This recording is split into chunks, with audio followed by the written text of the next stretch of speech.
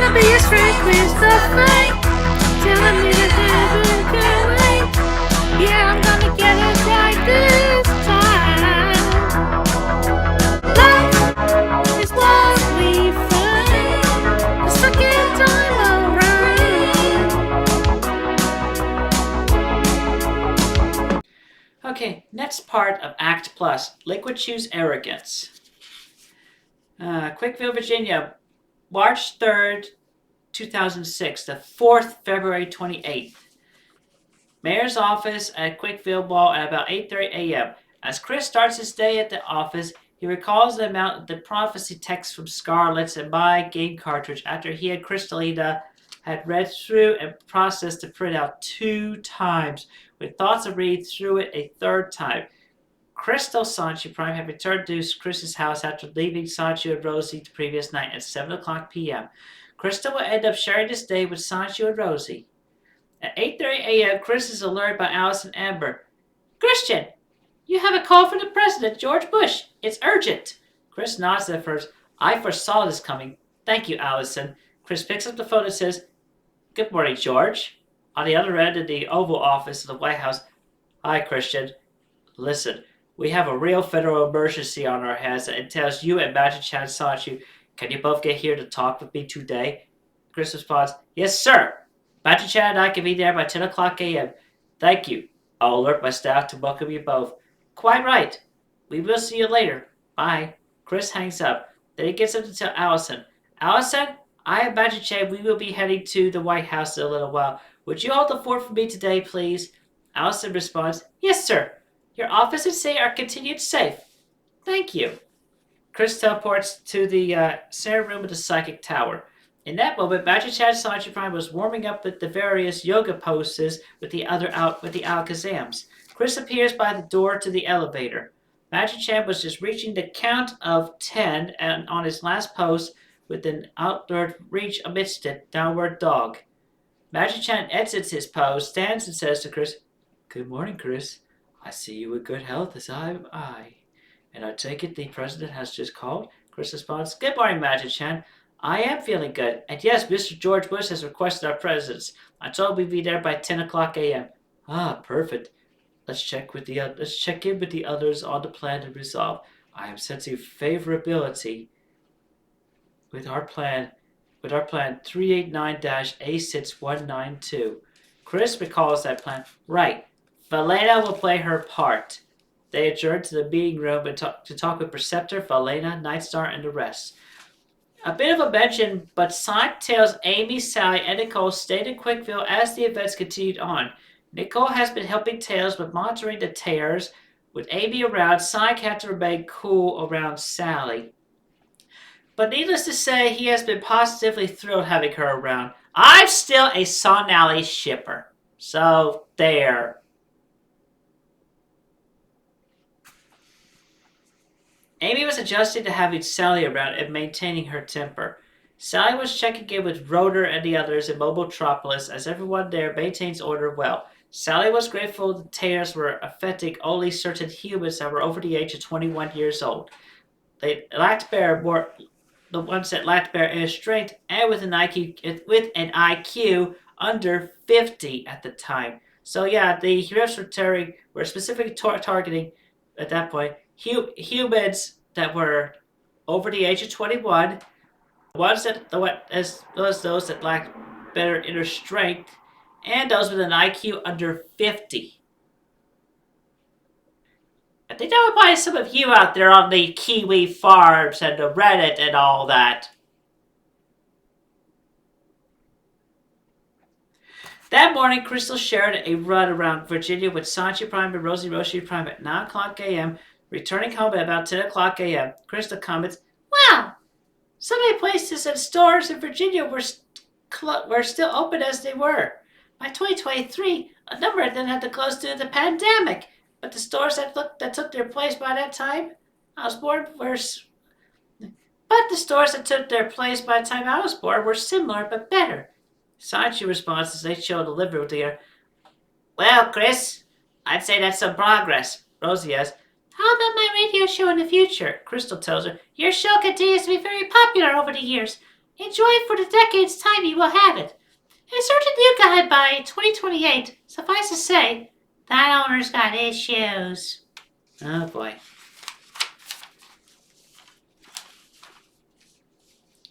Crystal gets a vision as Rosie responds, Oh, new owners typically want to change things. Fortunately, I've also got my volunteer gigs in the community. Crystal then says, Keep cool. We're about to have a visitor. Oh, Oh, who? Sonichu asks and gets an intuition of his own. A portal opens by the front door inside the house, and from the year 2023, I, in my human form, appear before them. The portal closes behind me. I am in my usual clothes and wearing my Adidas jacket. Excuse me. I say, Hey, Son. Hey, Rosie. Hey, honey. Crystal rushes to hug me. hi, Mom. I hug her back. Sonichu and Rosie greet me kind with honest smiles. Crystal backs away from the hug and says to me observationally, I see you're feeling better. I tell her, yep, I continue to witness and find further enlightenment. I am looking very chipper today as well. Oh, well, just chilling and having some fun along the flow in between times. Keeping it cool and all. Aw. Sonichu approaches me with a thoughtful expression. I stand on one knee and look to him thoughtfully.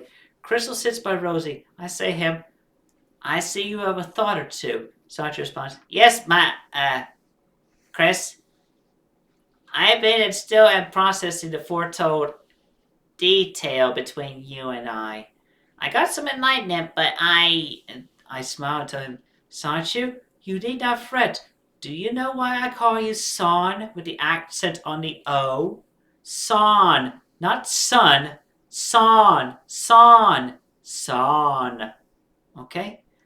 I call you that for... Here you go. This answers everybody's questions on why I call him Son.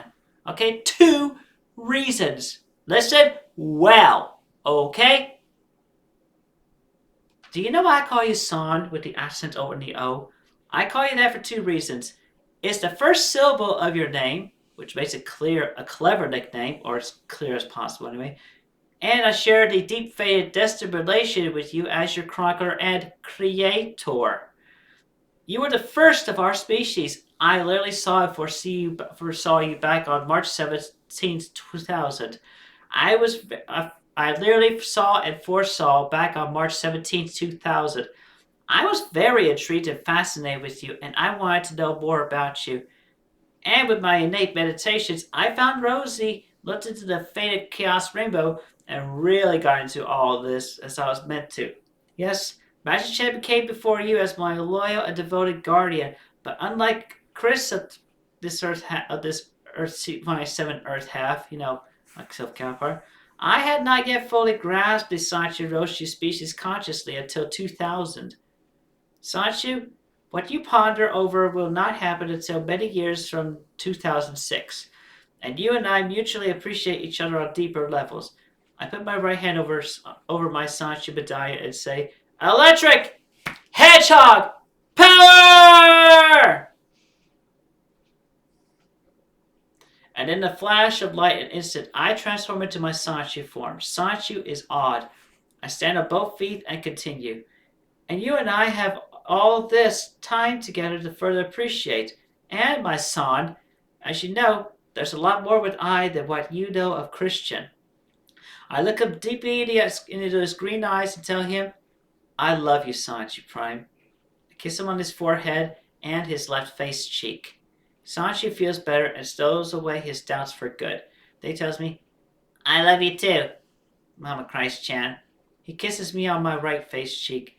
Then we share a firm hug for about 10 to 20 seconds. Rosie and Crystal smile. Crystal comments, Mom's got class. We break from the hug and look into each other's eyes with a smile. Then I add, and I never want to forget Rosie either. How do you feel about this, Rosie? Rosie recalls her thoughts as she stands. She tells me, I've thought about this too. I am grateful to be included to appreciate on it. And Christy, I'm actually okay with it, as I have faith in the good of the outcomes, as Crystal showed me. I step towards Rosie. I look into her eyes and kiss her on the forehead for a moment. At the right back from her forehead, a neo-spiritual Christ-shaped crucifix glows between her third eye and crown chakras. She feels enlightenment. I tell her, Rosie Rosechu Prime, you are blessed. I love and appreciate you deeply. Rosie smiles with tears of joy in her eyes. She tells me, I love you too, Christine. then she pulls me closer, kisses me on the lips, and hugs me firm. The kiss lasted about 20 seconds before she backed off, and we look at each other we looked at each other. Sonichu smiles and says, okay, now I'm cool with the prophecy as it is. Crystal giggles. I then look to the three of them and tell them, now that's all sorted out. I'll be here for a while on my own details in these events. So how about we just simply hang out together for a while? And we can talk some more, go for a run, or I pull out 2 Nintendo GameCube controllers and a copy Mario Kart Double Dash in its case. We could play video games for a couple of hours, then break for lunch. We all sit on the sofa and share as they agreed on the ideas. We talk for an hour, play Mario Kart for an hour, then get lunch at McDonald's. That's my mom. Crystal tells you, Do not misinterpret her. seriously, don't misinterpret me ever again!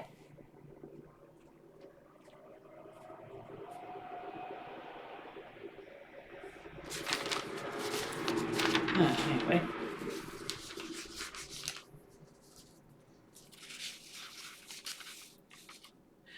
Okay, Washington, D.C., White House, March 3rd, 2006, 10 o'clock a.m.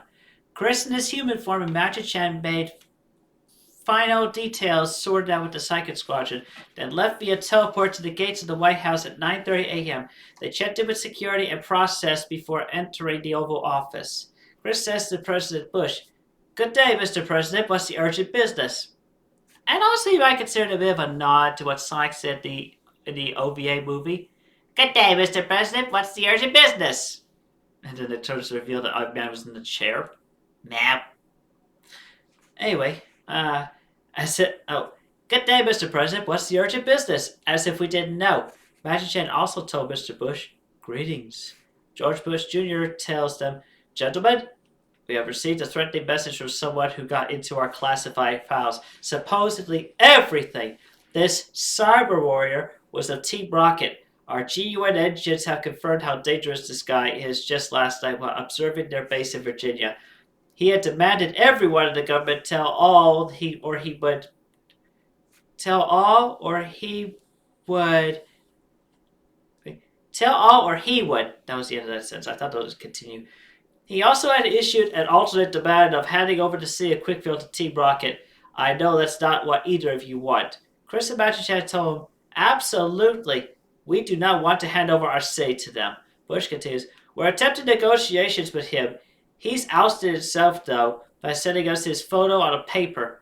Bush pulls out and shows them the picture of Liquid Chris. Chris tells him, yep, the Christian Chandler of Team Rocket, also known as Liquid Chris Sonichu. May I? Sonichu turns the printed photo over to reveal its blank back. With focused thought on Liquidchu, Chris puts his hand on the blank side and a picture of Liquid Chris in the Sonichu form appears on it. Chris rotates the picture 180 and tells Bush he's half human, half Sonichu, able to physically switch between the two forms. A rock-type special Sonichu, purely rock. The rock-type special Sonichu with artificially injected electric and darkness typing. So yeah. Ditto, genetics, made him electric and dark. So we got 3 types. As you mentioned,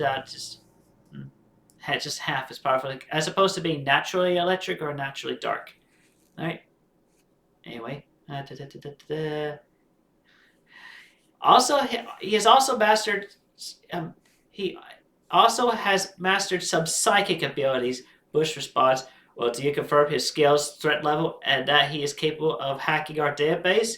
Magic Chan takes a turn to speak. Initially, not quite. But due to his recent uses of Chaos Gems and having meditated and figured out conversion and mastered it, he has increased his abilities. He was originally a spy for Team Rocket with a general knowledge of data hacking that spied on Chris and us Sonichus and Roshi's for a few years.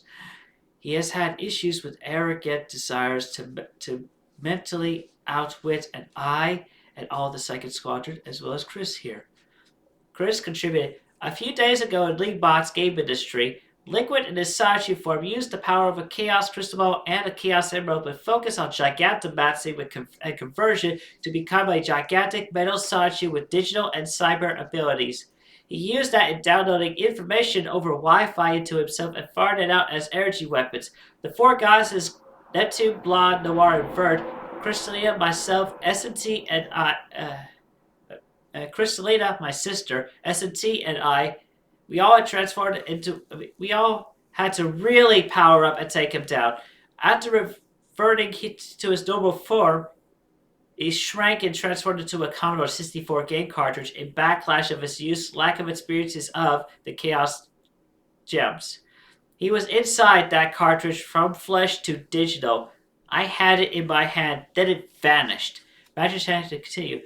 Punchy Sonichu witnessed Giovanni Boss and Team Rocket summoning him from a Master Ball with the words Liquid Chris written on it. The game cartridge containing Liquid Chris was remotely summoned there. Very likely the scientists of Team Rocket got a hold of a Commodore 64 computer, plugged the cartridge in, and Liquid got out. Physical body, mind, soul, and all. The Psychic Squadron confirmed seeing him in Sonichu form with a tracking device that fits to his right ankle on their tracking field. Magic-chan levitated himself into Bush's eye level and then told him, amidst his escape from the cartridge, he had sent out a bit of his soul over Wi-Fi to scroll through the classified database here, and he downloaded it into his now upgraded literal brain. So yes, Mr. President, his threat level and capability are confirmed. Bush gasps in shock. Chris tells him, he's become worse than evil, but he's still not as powerful as a rank 3 Psychic Squadron Sonichu or Roshu, much less Magic-chan here, and I. Bush asks him, Liquid says he can get away in an instant. Is this true? Magic-chan tells him. He can escape into a dark void physically and exit elsewhere in 2 instant moments, and until when he's disabled, he can soul surf through the Wi-Fi and reclone his own body elsewhere. So, yes. Fortunately, the cloning devices at Team Rocket bases are conveniently disabled. Their plugs were pulled. Magic-chan and Chris both get the same sense premonition. Magic-chan says, if I may be excused. Then he teleports to Air Force One's damaged hangar. Where did he go? Bush asks Chris. Chris points out the window behind him. Bush turns to look at it and is startled to see an incoming jet about to crash. Then it vanishes back into its restored hangar. In shock, Bush says, was that Air Force One? Chris tells him, yep. Liquidchu got into your jet's computer. Magic-chan teleports back into the office and tells Bush, I've reverted Air Force One's hangar back to its undamaged state, returning the jet into it in the process. But to prevent that from happening again, I've disabled the starting mechanism in the jet so it can only be turned on manually. But yes, Liquid Chris had an indirect connection with it and make it fly. Bush tells him, well, I thank you, Magic-chan, for saving my hide. Is there a plan for taking Liquid Chris down? Chris and Magic-chan both nod. Magic-chan tells Bush, we have a counter plan set, yes. And with Liquid's telepathic ability, it's best not to tell you the details, sir. Our minds, Chris and I, are heavily defended, but not yours. The phone on Bush's desk suddenly rings once. Then is picked up remotely with speaker. Phone activated. Liquidchu's voice can be heard. Ah, did you like the show, Chris, Magic-chan, and Mr. President? Chris and Magic-chan frown. Chris tells Bush, that's Liquid Chris. Indeed so. Indeedy so. Bush shouts to the speaker, damn you bastard! Oh, ouch, Liquid jest. I'm hurt by your compliment. But that was to motivate you on my demands. I've already exposed one politician today. Tomorrow I will expose another, then another the next day, then another the day after that, until either of my demands are met or everything hits the fan. Bush asks him, can we negotiate? Liquid responds, could, but I've already considered all of the options while playing nearly 200 trillion levels of Breakout in that cartridge. So I'm set. Even with the Chaos Emerald on a stick, I need not jump for it. Well, nice talking with you. I'm off to run a few laps with my bot. Toodles! The phone hangs up and the dial tone is heard until Bush picks up and replaces the receiver. Chris tells Bush, "Keep faith in the outcome, George. We promise Liquidchu Sonichu will be brought down." Bush looks to both of them and tells them gratefully, "I thank you both." Chris and Magic nod and teleport back to Quickville. A detail I will mention, there are no cameras in the Psychic Tower or Psychic Squadron base as both of them are heavily secured. And there is that big reason why most talks are held telepathically. Meanwhile, Valetta Rosechu in her digital psychic glory at rank 5 remotely observes and monitors Liquidchu and his energy outputs. On another meanwhile, Savannah Rosechu observes the last of the influenced human jerk-offs being cleansed by Walsh's Red Chaos Emerald at 2 o'clock p.m. Graduate confirms, "By my detection, that was the very last of them." Walsh breathes a sigh of relief. Good. I swear if I find another one of my troops cuddling anyone, I'll turn him into a toad, fry it, and use it by that spell. I'm beat. Graduan adds an observation of the dimming emerald. Well, it'll take a while for the Chaos Emerald to recharge. Savannah, good work on helping us with this regrouping. You as well, Wes. Thank you, Graduan, they both tell him. Wes says, "Well, I'm going to play some Space Invaders in the bake room," then leaves the throne room. Savannah says, "I shall return to my post for now." Walsh responds as she collects herself. Of course. Savannah steps out of the throne room. She plans her next move further in collecting the Red Chaos Emerald covertly.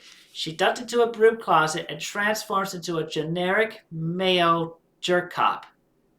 With the green Chaos Emerald in her reach, she carefully plans and times for chaos control use. At least this... I'm going to do the jerk cop voice. "At least this way, they won't know it was me." She thinks as she strolls toward the throne room. With the two jerk cop guards by the door, she tells one of them, "Alright, I'm here to take over the shift." That jerk cop nods and says, "Alright, thanks," and walks towards the back room. Savannah takes that jerk cop's place, then waits for that one to be out of view. Then she puts a sleep spell on the lady jerk cop that was still there. She's fast asleep and standing. The door was ajar enough for her to slip through. After confirming the coast was fully clear outside the throne room, she wields her Chaos Emerald in a hushed voice and exclaims, "Chaos Control." Time stops around her. She moves quick to pluck the red Chaos Emerald from Walsh's belt. But on her way out, she trips, green emerald concealed, red emerald in hand, and haste with the recent image of Quickville in her mind. She shouts, "Oh, Chaos Control!" as she was teleported. In that moment, as Rosie and Crystal were exiting the KCWC building, Sonichu and I were meeting there after enjoying a run around Virginia and Maryland together. We were greeting each other when a supposed jerk cop with the red Chaos Emerald in his hand teleports in front of us, landing on the sidewalk on his face. Disoriented, the jerk cop in a flash transformed back into Savannah Rosechu. "Savannah!" Sonichu and Rosie exclaimed. I told him, "Hold Son and Rosie. She means us no harm today." Crystal looks down to Savannah as she starts to get up, offers a kind helping hand, and asks her, "Hey there, are you okay?" Savannah looks up and is startled, but retains her cool. She picks herself up and sees I, Sonichu, and Rosie. Savannah notices my feminine traits in my Sonichu form. Long eyelashes, breasts, heart-tipped tail, and so on. She remembers her dream where she saw me, and I tell her, "Thank you, darling love, for helping me restore order." She says to me, "You are Christian, yet you're not Christian." I could, "Well, darling love, I am what I am." Her eyes go wide as I say that. "Oh, ooh," Crystal says, "Deja vu moment." Savannah tells us, "Phil, I suppose you want an explanation." "That would be nice," Rosie says. Savannah suggests as she looks over the emerald in her hand. Shall we discuss this somewhere private, or as private as possible? Certainly, I tell her. And of course, I imitate Curly of the Three Stooges saying it. Certainly. I teleport the five of us to Sonichu Rosie's house. We all sit in the living room. Savannah placed both her Chaos Emeralds on the coffee table as she told her story from Dialga Prime to her premonition dream to how she pieced it together. She took 15 minutes in all until when she said, "So, I got the Emerald from Walsh said in haste thought of here as I tripped and shouted Chaos Control und wie Vivar. I would have ended up coming back here anyway." Crystal goes, "Well, at least Martin helped make certain you were safe."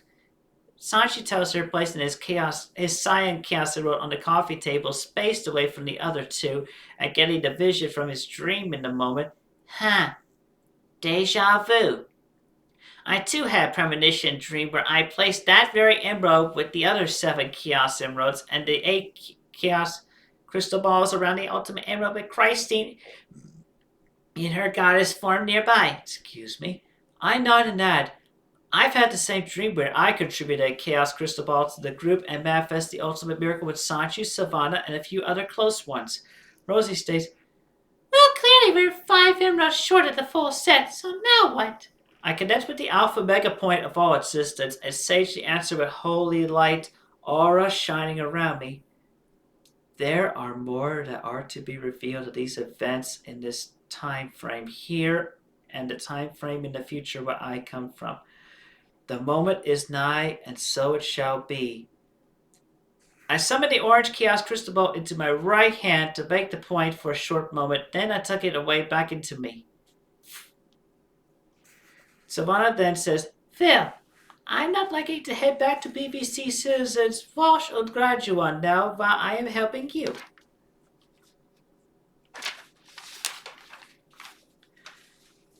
Shortly after the red Chaos Emerald was taken, about a few minutes from then, Walsh looks and realizes, The emerald! It's gone! Graduan looks down and confronted, Damn it! Graduan took a look around to find it in its present location but could not find it. Also, with another emerald near it, its signature was undiscernible anyway. Savannah decides, I will play it safe and rent a hotel room once again here in the city. I'll hold on to my emeralds. Sanchi tells her, Okay, but if I hear you ditch town with them, I'll come after you. Savannah assures Sanchi, I am in a crucial moment of these events, darling. If I divert, that would be it for me long term. Und Martin. So, I have absolutely no intentions of going anywhere with these emeralds away from this. Crystal affirms, I know from history she'll stick around until when this is done. Then the flow of her events continue on will. I nod in agreement as well. And during the time, I bunk with Sancho and Rosie as well. I take the guest room.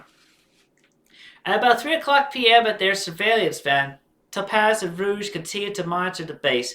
In that moment, Rouge sees a certain brown fur, rock-type Sancho on the track and field for another set of his daily training and strengthening regimens. Blake, Sancho, and Nature observe while pondering over other things. Blake freely thinks of Bubbles Rochew. Topaz receives a vital update on her phone from GUN that came from President Bush. It summarizes the talk with Chris and Magic Chan. Their orders remained the same in observation. But also in the text was a photo of Liquid Chris in Sanchi form. Rouge, take a look at this, Topaz tells her. Apparently our cyber warrior is known as Liquid Chris Sanchu. The guy is half and half. This is what he looks like in his Sanchu form. Rouge looks at the future and tells her, that guy's doing laps and punching bags on the base's track and field right now. Rouge thinks, so that's the guy who's causing this mess and pulling him away from the emeralds. Well, I'll have words with him.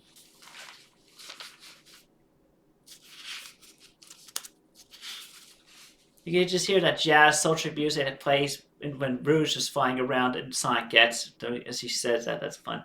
Anyway, near Team Rocket Virginia base, March 3rd, 2006, 3:30 p.m. After having read Liquidchu's bio so far for the report and testimony, Rouge leaves the van for a closer look at the guy. She takes flight and hides in the treetop closest to the track and field. She has an excellent view from the 2 trees right of the warp pipe. Liquidchu spars with a Machamp, showing that his physical strength had improved quite substantially. He ended up wearing down 2 of the Machamp's shoulders, and that Machamp was level 79. That was a level 79 Machamp and level 79 Machamp, and he wore down 2 of its shoulders. Along with the grunts and scientists there, Nature and Blake were on the sidelines, observing yet not observing. Nature watched Liquidchu, but he'd much rather be looking up at the lightly cloudy sky than watch that pompous, arrogant rockhead. Blake sat with arms crossed with his emotion-hiding poker face, looking forward in general, recalling Bubbles' luteful singing and kindness, with appreciation in the fact that she was safe for another day. Rouge looks at Blake and thinks, why does that Sonichu remind me so much of Shadow? I wonder if he has his own Maria. There's your little reference and joke right there. He could probably say Bubbles, but no.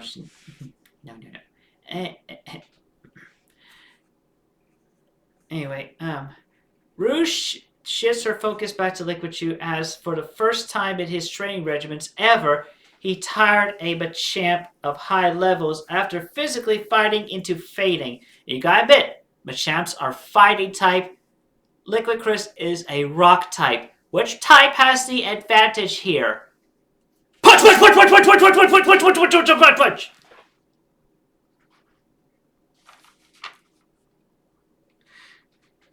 me find place again. Okay. Rouge thinks, well, I'll give him points for strength. Liquidchu observed and psychically noticed her where she was hiding. He thinks smoothly, the gem adoring back came out to watch little old me. He decides to show off.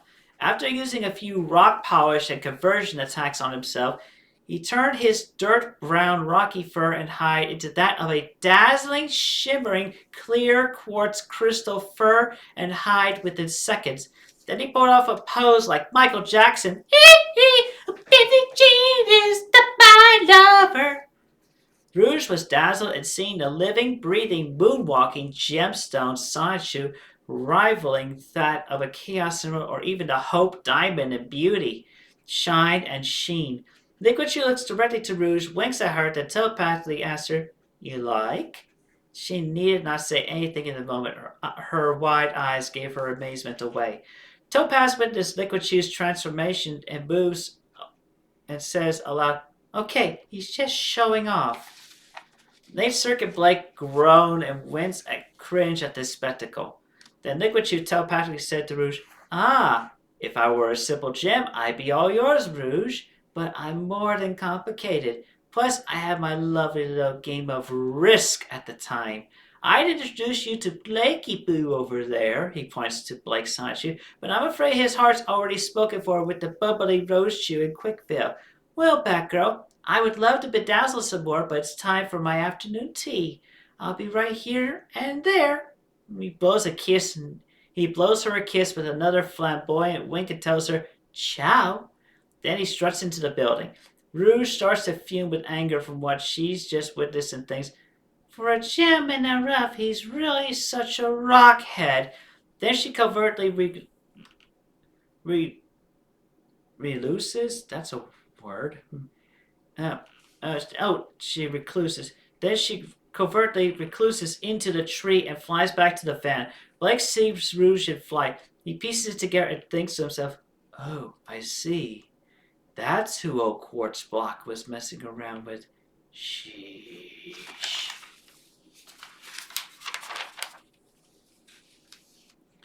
New York City, January 9th, 2023. Dr. Stephen Strange's library. Yes? Stephen Strange. 1:30 p.m. After having teleported out of my body a couple of nights ago and returning with her body, mind, and soul, Christine Chan Sonichu had resumed work on her part to help in moving the events of the Dimension Merge amidst Futras forward. Today she consults with Dr. Stephen Strange in New York. Amidst the library, in Strange's workshop, Christine Chandler says to Stephen while Wong works in the background, Good grief, Doc. It was bad enough to be there. I'm sorry. I guess Chris says it. Good grief, Doc. It was bad enough to be there while Christine had that cold and having to endure the triggers of the fading COVID remnants, but her health actually being a catalyst in the repeating Futrast Day between December 31st and January 1st right now is overwhelming. And I know she has talked with you before. Stephen Strange replies calmly, That's right, Christine. She has talked to me before, but with her body having to work with her in chronicling the events of February 2006, her powers triggered the manifestations.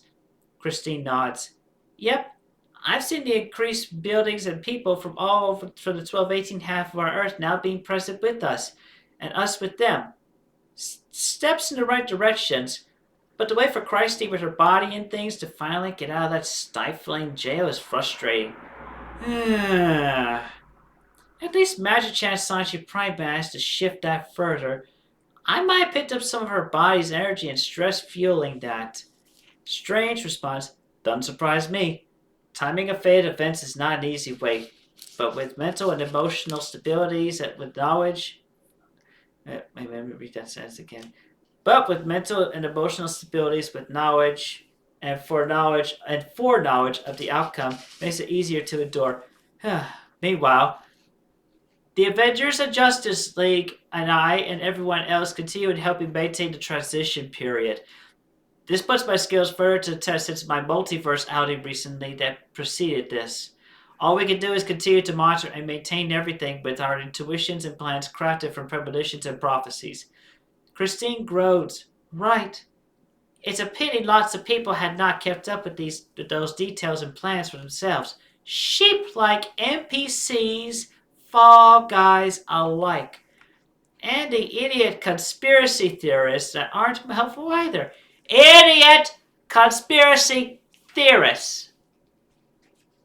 In Quickville's Basilica, Magic-chan Sanchi Prime talks with Crystalina Weston Chandler Rochu and Crystal Weston Chandler Sanchi Prime.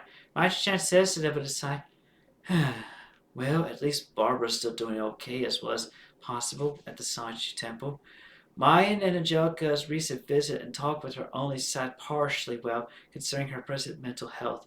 Crystalina says, I can only foresee in the moment Christine returns to Sanchi Temple and after we'll pick her spirits back up only by some. Magic-chan nods in agreement and says, Quite.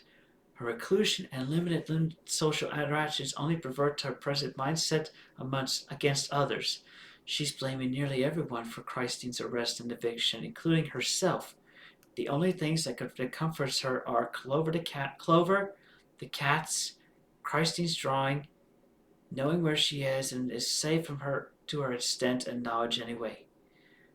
Magic-chan sheds a tear. Crystal then tells him, Yeah, even her counterpart, Barbara and Rochu here.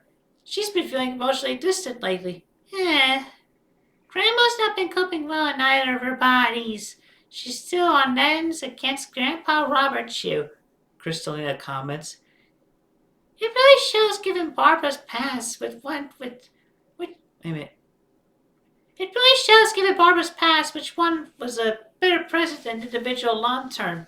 Magic-chan adds, even Christine still cries at times in thoughts in empathy.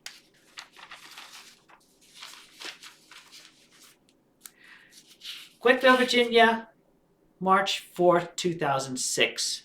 10:30 a.m. In her living quarters in the Psychic Tower amidst her tech, Balena Roche remotely monitors Liquidchu's actions, physically, spiritually, and digitally. Well, we'll be able to expose his weak points shortly enough. His online gremlins are mere hive-minded pranksters linked to the mind of Liquid Chris. They won't attack until he gives them the command. Even he knows while he can convert his body and mind to an extent, he still can't outwit those higher-level psychics. He thinks he can play king of the internet, and he's upgraded his own mental defenses so even his own brain cannot be digitally hacked. He's toying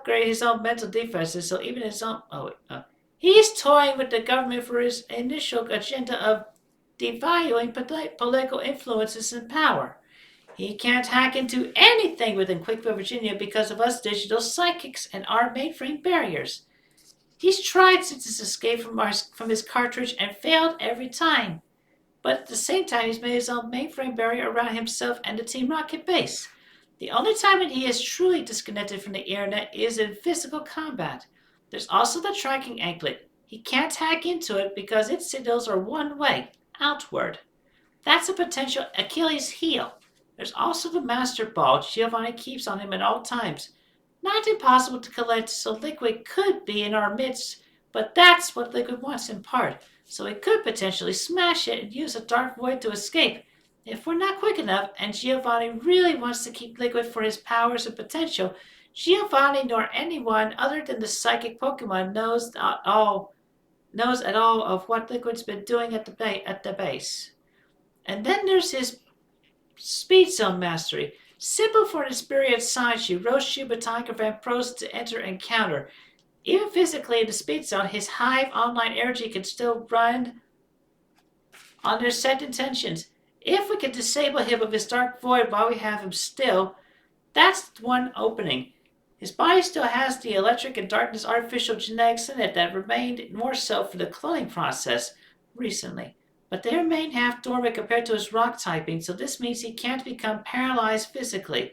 We'll have to play to his arrogance to better distract his consciousness enough that he is psychically blinded during the time and get him into a sensitive physical worth to catch him off guard and disconnect his mind from his online hive energy. His main objective, of course, is Christian Western Chandler Sonichu. He wants to usurp Chris's power and role as leader of Quickville with an influence on the government and over our species to conquer the Earth. In 2003, Liquid even attempted to pretend to be Christian. He went so far as to color his rocky fur blue, sport blue and green contact lenses, and matching shoes with a similar long-sleeved red, white, and blue striped shirt. But that shirt was not a Ralph Lauren polo shirt. Liquid failed quick due to his natural voice, pompous behavior, and while he was able to style his quills to match, his tail could not change its shape. It certainly speaks on par with his also epic failed 12-18 halves of counterpart years from now. But as long as it's Chris-chan or even Christ-chan, he will take such bait. Okay, transition into Sylvana Roshu's room at the Holiday Inn about half hour later. Valena Roshu, Valena continues a very summary discussion with Sylvana. And if you're willing to help us, not only will we have a better chance at knocking Liquid Chris offline with his mind, but this will help in progressing the futurist events at present. Sylvana thinks it over a moment with I and Christian in our human forms nearby as witnesses, and to get the point across. Sylvana responds, I see. I recognize as a viable component at present. Very well. I shall assist in this personally. Valina nods and then sends a certain notification to a certain phone. Meanwhile, in Dr. Robotnik's base presently in southwest Canada, Eggman gleams over his collection of the clear, blue, yellow, and purple Chaos Emeralds. Yes! My plan is finally coming together. Once I get the remaining emeralds in Quickville, I'll terraform Virginia into Eggenia. Quickville. Eggenia. Virginia to Eggenia. Then the door behind him blows with the explosion of a badnik. Enter both Sonic the Hedgehog and Magic Chan Sonic Prime. Sonic quips, well, that's a pretty impressive collection. Eggman is shocked. The Magic Chan telekinetically levitates Eggman away from the console. Sonic gets the 4 Chaos Emeralds and returns to Magic Chan. Magic Chan releases Eggman from his hold and tells him, our apologies for a lack of proper boss fight, Namge, but the time is indeed nigh. Magic Chan telekinetically activates the device's self-destruct sequence, then teleports himself and Sonic with the emeralds to the Ultimate Emerald Shrine. Eggman survives the explosion. At the Ultimate Emerald Shrine in that moment, Knuckles the Echidna and Flame the Sunbird were confirming the centering alignments of the Green Master Emerald in the center altar and the Master Sunstone atop the main north pillar as flat tops as it was. Tails, Sally, and Nicole were testing the devices at the southeast corner by the camp, and Amy was reveling in the nature and splendor of the full shrine. Charlie Chaz Sonichu was on guard. Magic Chan and Sonic teleport with the 4 Chaos Emeralds in hand. Sonic places the 4 emeralds around the center altar in specified rainbow order in 4 of 8 equally measured spots in the circle. Flame says to Knuckles after flying down from the top of the mountain pair, Knuckles, I feel like this will be a success. Knuckles responds, It ought to, Flame. Things are shaping up like the carvings shown. Sally says, Well, according to these readings, the weather situation should be favorable. Magic-chan nods affirmingly and then with approval. Then he says, Tomorrow shall be the day. Then he teleports back to Quickville. At 11 o'clock a.m., Liquid Chris's Master Ball in hand, Giovanni finishes up a business call then, and alerts sound from his phone. He finished up a business call, then an alert sounded from his phone showed the notification. Tracking device of Liquid Chris located over 200 miles southeast from base. Valena, you did a good job. Giovanni checks the tracking app. He sees the pin and energy output from just outside Quickville. Giovanni gets the Master Ball. Meanwhile, Liquidchu was just chilling in his room. He was still on the base. After having sent all the information of a politician to news media and having a cackle. Then he turns into a red light of energy and zips through the Master Ball in Giovanni's hand, summoning Liquidchu, tracker still on his right ankle, and activate. Liquidchu quickly stood to attention. You bellowed, sir? You were near Quickville just now. The phone's app confirms your tracker's location. The app showed the tracker was right over the phone's location. What were you doing? Giovanni asked. Liquidchu told him, I was not anywhere near Quickville, sir. I was in my room. Don't lie to me! I'm not, sir. Giovanni called Liquidchu into the Master Ball. The Master Ball closed, but Liquidchu now in it. Oh boy, oh boy, oh boy. Giovanni got on the intercom. Gregor, get the Shadow Machamps. Liquid's been naughty. Liquidchu thinks while inside the ball. Man, I knew today was going to be rough. Giovanni carries the Master Ball with him to the interrogation room. Gregor and 5 Shadow Machamps awaited Liquidchu's arrival. Giovanni released Liquidchu into the interrogation room. Then, as his half hour of bullet punishment commenced, Giovanni holstered the Master Ball and walked back to his office. During that time, about 50 miles southwest, a Team Rocket van was on its way to a mission with a few grunts driving it. They boarded to a McDonald's at 11 o'clock. I teleported Savannah there in hiding. Savannah made a quick work by first transforming into a generic human male, then following the grunts in. Then followed the one going into the restroom, picked his pocket for the key card. Only the key card. Then coming back to me with the key card in hand, Savannah says to me with a smirk after transforming into the appearance of the grunt she pickpocketed. Simple magic trick, darling. I nod and that's our good work. Then I teleport us behind a truck in the Team Rocket base's parking lot. I tell her in a hushed voice, you know the plan.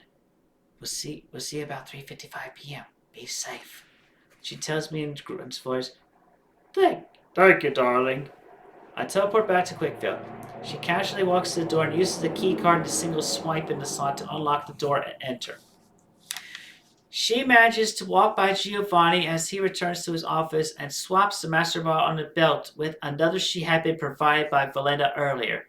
She stows it into her magic satchel as she walks to the cafeteria while Liquidchu takes his pummeling. At 11:30 a.m., the Machamps stopped beating up Liquidchu. Gregor gave him a full restore. Liquidchu drank it all and fully recovered, then exited the interrogation room with Gregor, who had all 5 Machamps back in their Pokeballs on his belt. As Liquidchu ate his lunch, he had difficulty reconnecting with the Wi-Fi with his mind. He recovered it about noon. Savannah, still in grunt form, observed Liquidchu. Blake and Natesert sat at a neighboring table from Liquidchu. Natesert said to Liquidchu, I heard you misbehaved today, Rockhead. I ordered knuckle sandwiches today. Raw or well done? Natesert laughed out loud. Oh, ha. Natesert laughed out loud.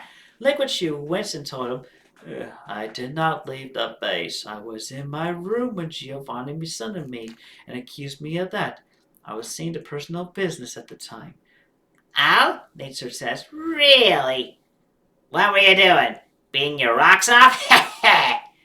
Liquidchu responds, "No, I was in meditation." And Blake quips, "Oh, maybe you should swap Monday for Saturday as your least favorite day." Liquidchu fumed. By 3 o'clock p.m., Liquidchu had recovered as he walked out to the track and field for his training. Savannah, still in grunt form, sat on the sidelines with the others. Blake proceeded to run his laps and work on his combat and defense moves. Nate Cirque watched after taking his workout on the weights a few minutes prior. Rouge covertly watched from another treetop while Topaz continued to listen from the van. Oh, excuse me. Come 3:50 p.m., Liquidchu was sparring with two Machamps. I and Christian in our Sonichu forms teleport about 50 miles north of the base. Chris says to me, "Right. I confirm Savannah has the Master Ball. I'll take my position and wait for the moment." I tell him, "Good. I'll meet you halfway in a few minutes. Be safe." "You be safe too, Christine." We give each other a good smile that he dashes to behind the warp pipe. This is going to be a good one. I send a digital message to Topaz's phone. She hears notification sound and checks to find a text from me at the phone number 434-409-1167. This is not a real number. Do not try calling it. She reads it. "Hold the ground, Topaz. We're getting liquid today. Chris Chan." Yeah, it ends with signed Chris Chan. She radios Rouge and tells her the text. Rouge copies that. At 3:55 p.m., everyone starts to head back in. Liquidchu is slammed on the back of his head by a baseball-sized rock thrown at him by Chris. Chris, leaning on the warp pipe edge, telekinetically tells Liquidchu, "Hey, Liquid!" with a smirk on his face. Liquidchu turns around to look. The grunts all had entered the base and did not take notice. Nightcirc and Blake did not even care either in that moment. Savannah covertly dashes away along the wall and into the forest behind a few trees before transforming into Chris Chan's Sonichu. Not Christ Chan's Sonichu, but Chris Chan's Sonichu. So 2006 version. Anyway. Liquidchu sees Chris by the warp pipe, then telepathically, coyly tells him, "Well, Chris Chan, you've got some nerve showing up here out in the open like this. But I can tell you want to play. I hate to disappoint you." Chris tells him telepathically, "Oh, what's the matter? You don't take me as Hedgehog Priority 1? Saturday morning Sonic, Hedgehog Priority 1. Chris makes a flirtatious pose with his left index finger on his lips. A little hip dancing, teasing and taunting. I'm the one with nerve. Look at yourself in the mirror. Come on. I'm right here. Liquidchu starts to fume at Chris taunting him. Chris plays like a certain dog hopping behind a pipe. Duck hunt. Then flits around the flapping his arms and quacking. Whack, whack, whack. Making 3 kapow zap noises. Flies away, then pops his head up from behind the pipe, laughing like Duck Hunt's dog. Then he winks at Liquidchu. Wink. This is good. Liquidchu starts to turn around, but could not look away as Chris made a big taunt to him. He levitated himself, pointing to Liquidchu, indicating, "This is you," as he flips himself upside down and skillfully flies around backwards on one of the trees and lands softly onto his butt, which is a reference to what happened when Liquid Chris first touched and tried using a Chaos Crystal Ball. He literally flew upside down, head backwards to the base. And just to the offense of that, he managed to get himself back up, but he just ended up levitating, just walking on the ceiling of the base. And here comes the fun part that was actually drawn. The grunts are walking by, and they're looking up and say, "Hey, look, it's Woodstock! Stumpy's been looking for you, man!" Woodstock, lying upside down. "Hey, look, it's Woodstock! Stumpy's been looking for you, man!" So good, so good. Rouge was watching this too and couldn't help but laugh. That made Liquidchu's face turn brimstone red. Liquidchu shouts, "All right, that's it." Then Chris finishes with blowing Liquidchu a kiss. "Bet you can't catch me!" Then dashes north with Liquidchu now following him. A short moment later in Giovanni's office, as he signs a few papers, his phone makes the same alert sound as earlier, but a string of notification tabs is displayed. Tracking device located over 5, 10, 20, 50 miles north from the base. Giovanni confirms it on visual with the app. Then he gets the master ball on his belt with Liquid Chris written on it, with a black Sharpie in writing, nearly matching Giovanni's. Giovanni opens the master ball, but summoned into his office was a level 5 regular Canto form Farfetch'd. A Farfetch'd.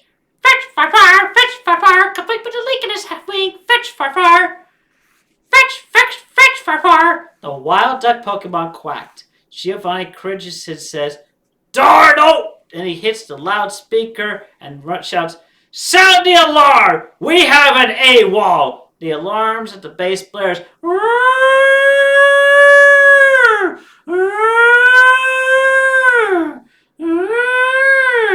Rouge flies north to catch up with the action. Topaz tracks Rouge and drives the van there as well. This is getting good, isn't it? Okay, we got another zone right here. This is good. All right, anyway. Within a few seconds from running, Chris had led Liquid to a patch of forest with trees and quickly ditches Liquidchu with a hide behind a tree and a teleport. Liquidchu says, "Damn!" Then attempts to locate Chris psychically. Within an instant, I, from a bit of distance behind, shout, "Hey man, Snoopy's been looking for ya!"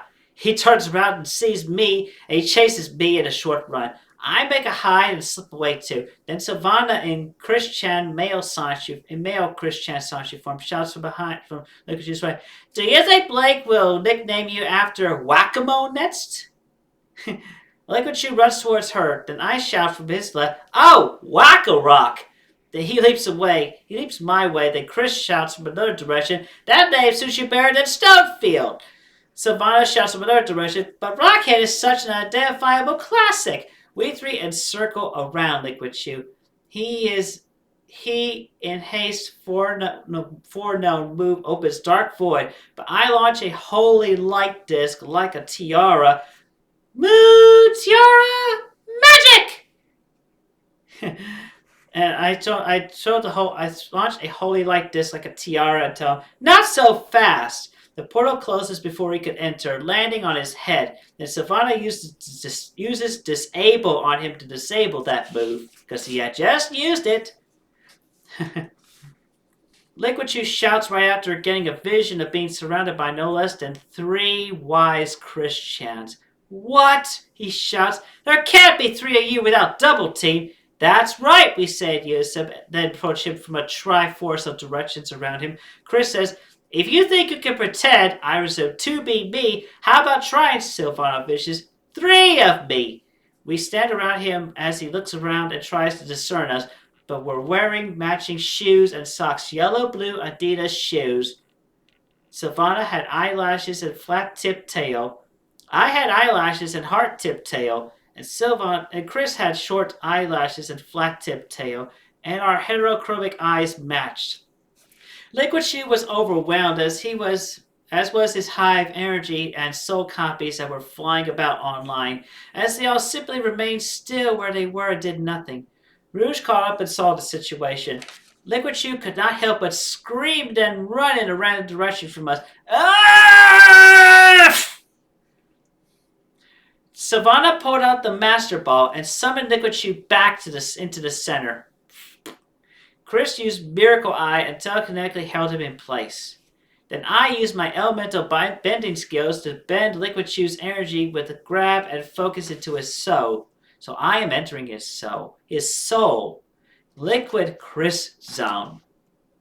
I was inside his mind as I approached him with the area of dense pink mist and fog that represented the typical layout of the subconscious dimension.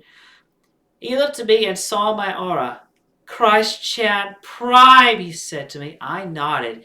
He and I were both in Sonichu form. Then after I transformed into my CPU goddess Sonichu Blueheart form, I said to him, you think you're tougher than a good mind. Well, mischief maker, I shall test you. He tells me, very well, I accept your challenge, God. He attempted a number of mental challenging moves and deceptions among his attacks and defenses, but I countered and discerned him from his imagery copies. After I targeted and hit him 8 times with targeting mock punches and high jump kicks and sky uppercuts, I had him pinned, and then I went into his level 5 subconsciousness and I edited his abilities. I edited his abilities from deepest in his subconscious. I called back every single of his energy bits from all around the world in cyberverse into his being. So it's a massive aura recall that I made his body do. It disabled any traps his super energy removal would cause to anything. I then disabled his psychic Wi-Fi circuitry abilities for good, so he could not do anything anymore online from and with his mind. I also reverted his memories to as they were before he made his wish for psychic powers. Then, in the process, I found the orange chaos emerald in his soul. Oh, what are you doing here? I say. I take the one and only physical orange chaos emerald and absorb it into my body and soul. That'll do, I say before I exit him and fully, one level at a time, returned to my body's consciousness. Liquidchu was released from Chris's grip and fell to his knees and groaned aloud. Oh, there's going to be a fun little punchline coming up, I do believe.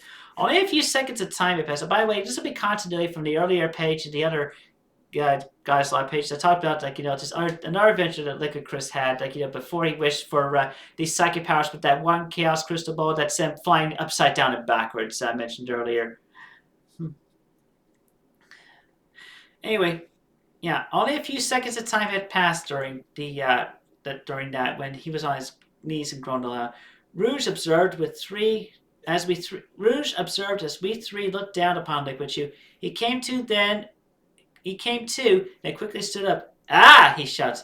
There are 3 of you? Liquidchu gets a dark vision of being trapped in a master ball, then exiting to find his next location. I tell Chris and Sylvana, I believe we'll leave him on this. They nod. Sylvana recalls Liquidchu into his master ball. Rouge approaches us to marvel that Liquid Chris Sonichu is now encapsulated. She tries to grab the master ball, but Sylvana withdraws it quick. Darling, she says in my voice. I take the master ball. Sylvana transforms back to her normal form. Rouge gasps. Chris and I transform into our human forms. So what's my choice now? I wrote in parentheses. I sagely tell Rouge, inform Topaz that Liquid Crystalline no longer poses any threat to the government's data or similar worldwide. His punishments from Giovanni and his restraints there do him better than what a jail or GUN would do. Thank you, Rouge. I nod to Chris. He teleports himself and Sylvana back to Quickfield. I teleport to Giovanni's office, set the master ball on his desk with a written note. Then I teleport back to Quickfield. Rouge was wowed by my aura as Topaz approaches her. Rouge, what happened? Rouge tells her the story. And then about 5 o'clock p.m., Giovanni and his Persian enter the office. Giovanni mutters, Grrr, that little stone rat will pay. He finds the master ball of his hold on top of a written note on his own stationery. He reads the note. Giovanni, here is this stone of yours. Return safe and well. Go easy on him this time. He has had a seriously rough day. Sincerely, Jesus Christy Weston Chandler Sanchi Prime. And my heart in 2 bolts. My blue heart in 2 bolts. He opens the master ball and summons Liquidchu into his office. Liquidchu is stunned as he looks around. Again, forgetting everything that had happened since before he made that wish in the Chaos Crystal Ball. It's just like he's acting like, he had just finished up that day at that point beforehand. Anyway, oh boy, this is going to be good. He gets up and stands to attention. Giovanni, sir. You would not believe what I just encountered. No less than 3 Chris Chan's Sonichus. Weird, right? But that's no surprise compared to what Christine did to me recently with placing me on the mall's ceiling with a rain cloud raining upward onto me. Well, I'm ready to continue my campaign trail. Oh, that's right. He tried running for mayor, but then failed. So it's during that time. So I'm ready to continue my campaign trail. Though I really do not know what my body feels so. I really do not know why my body feels so sore. I like to take a good long soak tonight, if that's all right with you, sir. Giovanni was still not amused by things. Soak, huh? An hour later, Liquidchu is tied to a flagpole with no flag on it. A level 78 Shadow Blastoise looms in front of him. The Blastoise aims both of his cannons to Liquidchu. Liquidchu is terrified as Giovanni gives the command personally, Hydro Cannon! And with the incoming water jets hitting his body at force, Liquidchu yells loudly for the next 5 minutes. Fainted after that, he is given a revive by Blake's Sonichu. Liquidchu recovers and lives on. At least he doesn't remember Blake's love for Bubbles or him helping Chris in Montana. End of Liquid Chris Zone. Rank S. Stone washed. That night after waking up from a weird dream in his room, Liquidchu finds himself sitting upside down on the ceiling above his bed. He suddenly recalls the voice of a grunt who says to him in an echoing, distorted recall, Hey, look, it's Woodstock! Snoopy's been looking for you, man! And Blake called him Wood Rock. In a daze, he fell to the floor and in a flip and landed gently onto his butt. What the? He says aloud. Oh, okay, next part. Okay, good.